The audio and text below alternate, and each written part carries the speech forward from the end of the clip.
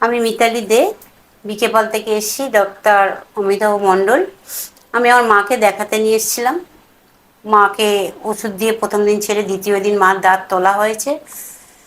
তুলে খুবই মা সুস্থ আছে, ডাক্তারবাবু খুব সুন্দর করে তুলে দিয়েছেন।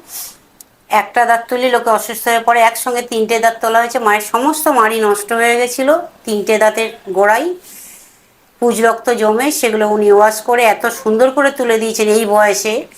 মায়ের এখন 76 বছর বয়স। মা কোনো রকম অসুবিধা বোধ করেনি। ইভেন দাঁত তোলার পরের দিনও সে সুস্থভাবে খেতে পেরেছে। আর সে সারাক্ষণই ডাক্তারবাবু প্রশংসা করছে যে সে আরও বড় হোক, সে ভালো হোক। তার হাত সত্যি, আমি খুব মন থেকে বলছি, তার হাত তোলার হাত খুবই ভালো। আপনার কেমন লেগেছে? আমার খুব ভালো লেগেছে, সব থেকে তোমাকে ভালো লাগছে।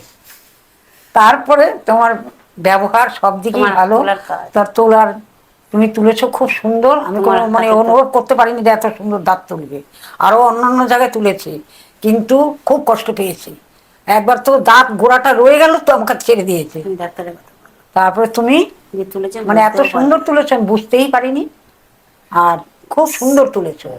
আরেকটা জিনিস হয় ম্যাডাম, সেটা হচ্ছে দাঁত তোলার পর নাকি প্রচন্ড ব্যথা হয়, সেটা কি হ্যাঁ, হয়েছিল? ব্যথা হয়নি, একদম ব্যথা হয়নি। ব্যথার ওষুধ আর ব্যথার খেয়েছিল? ওষুধই খাইনি। Thank you so much.